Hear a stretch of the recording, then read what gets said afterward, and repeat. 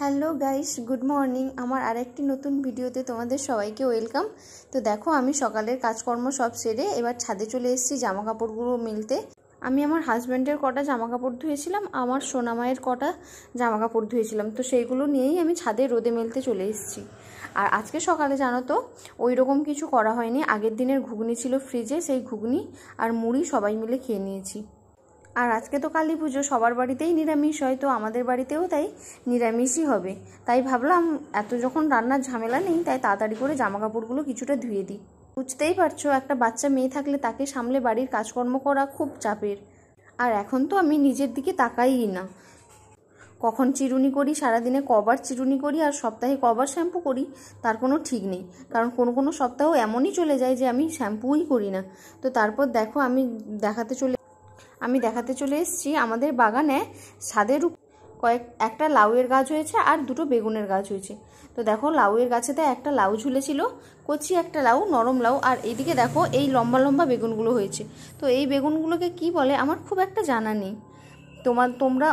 তোমরা এই বেগুনটাকে কি বলো তোমরা প্লিজ কমেন্ট করে জানিও। তো দেখো, আমাদের গাছে কিন্তু ওই 3-4টা মতো বেগুন হয়েছে। আর এইদিকে দেখো, কয়েকটা ফুল গাছ আছে, আর ওই টুনি বাল্বগুলো যেগুলো ভাই টাঙিয়েছিল সেইগুলোই দেখছিলাম আর কি। এই যে দেখো, আমাদের বাড়িতে পর্তুলিকা হয়েছে, আর এটাকে বলে নয়নতারা। তোমাদের কোনখানে কি নাম তোমরা অবশ্যই কমেন্ট করে জানিও। আর এইদিকে দেখো, আদা গাছও হয়েছে।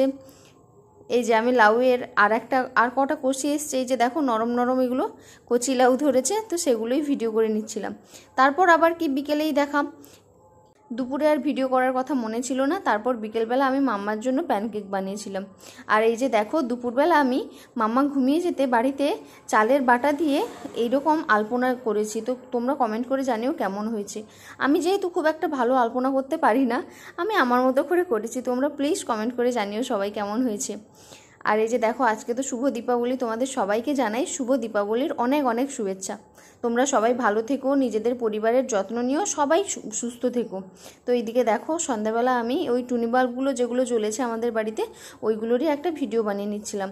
আর এইদিকে মাম্মার পাপান মোমবাতি লাগিয়েছে বাতিতে, মানে ও আর আমি দুজন মিলেই করেছি। তো আজকের দিনটা তো আমার এভাবেই কাটলো।